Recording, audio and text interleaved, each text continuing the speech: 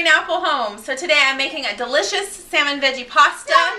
If you make it for your mother for Mother's Day, she will love you forever because it is really delicious. I'm going to try to use a frozen salmon. I got this for $2.50. It's got 2 fillets in it and some canned salmon. The recipe calls for 4 fresh fillets. My store today had their fillets for like $8.50 a pound. So I thought I'd just go this route because it's cheaper. And I've used my canned salmon before for like salmon burgers and stuff like that, and a stew, which I'll have to put up someday because it's really good. Anyways, so, and it turns out fine. So I'm hoping this will turn out fine because I've only used fresh before. You put a cup of butter. Did I say a cup? Mm-hmm. Oh my gosh, that just sounds so horrible. This salmon veggie pasta makes a ton. I made it one time and it served at least 8 people. So you can totally half it if you want, but leftovers are always good. So the recipe calls for a cup of butter. I'm actually only doing 1.5 sticks just because that sounded less horrible to me. And I'm going to put it in here with a teaspoonful of minced garlic. And then I'm going to warm it up. This is a deep skillet. You're going to need a deep skillet because you're going to put a lot of veggies and liquid in here. So this is 11 inches. In fact, I think last time it was like right at the top. So if you have a bigger even skillet than that, that'd be good. If your mushrooms are kind of dirty, then just wipe them off with a paper towel. These ones are actually really clean. You can decide whether you want them diced or just sliced. 3 zucchini chopped up and 2 squash in the pot. I love the smell of onions. And cook it till the onions are clear. Which shouldn't be but a few minutes.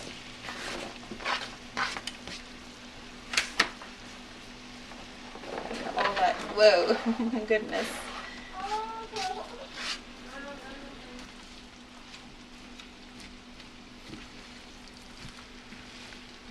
I'm going to chop up 5 tomatoes and then just set them aside for later.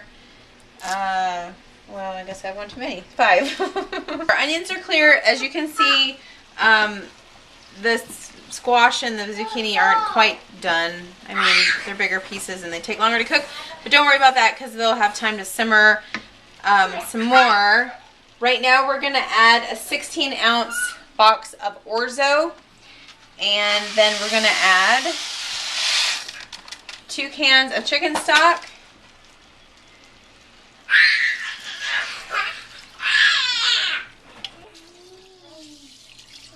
This is where it kind of gets tricky because, I don't know, I usually kind of go heavy on the basil.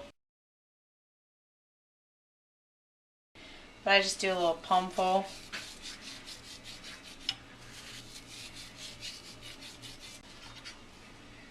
You can go a little bit easier on the oregano probably. You can always add more later, so don't worry about it. Okay, so we're going to stir all this up. Make sure the vegetables and the orzo are under the liquid line. So it calls for 4 salmon. We're going to do 2 of these. Should I do 1 can or 2? 1 can or 2? 2? We'll go ahead and do 2 because salmon's good for you. So we're going to put these on top of the veggies flesh side down. Scary.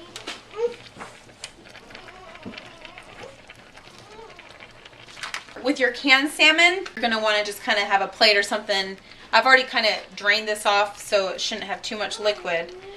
But it comes out like that. And you'll see the skin.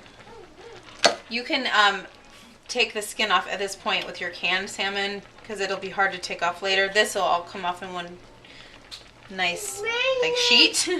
But this is already kind of soaked and soggy, so you can just take it off now.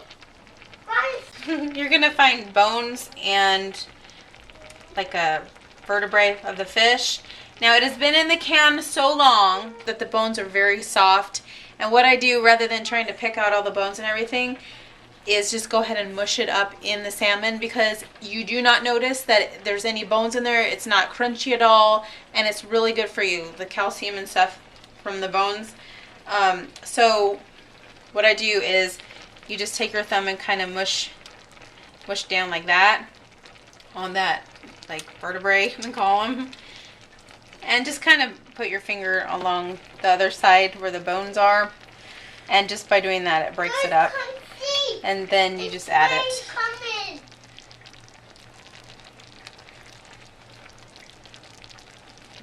Here's the other one. Here's the other column right there. If you're too grossed out by it, then just take it out and throw it away. But I just mush it up. You can't even tell. Seriously, I do this in my soups and stews all the time with the fish. And it's not crunchy at all. It's delish. Fish is delish. We're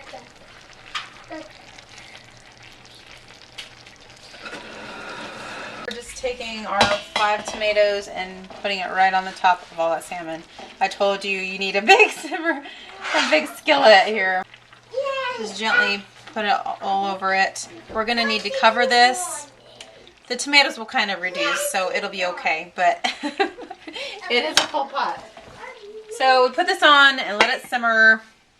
Let it simmer until the salmon is cooked through. If you look, it looks done. Anyways, so you just take the skin off. It should easily just peel off like that. So we got skin off.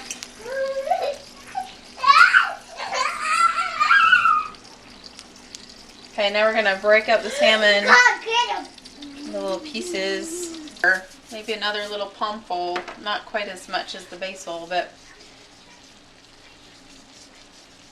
well seasoned nonetheless. I'm going to go a little bit more sparingly on, because my kids are not big pepper fans.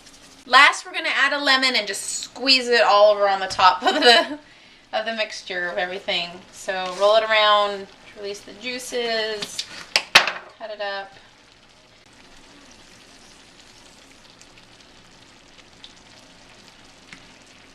Don't forget this lemon stage, because it makes it, it just gives it such a good kick with the fish.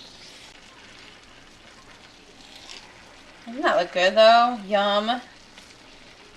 The frozen fish, you can tell, is a brighter orange than the canned, but I tasted both, and the canned actually tastes a little better because it's been sitting in salt in the can. But they both taste good. Probably burned my gizzard, but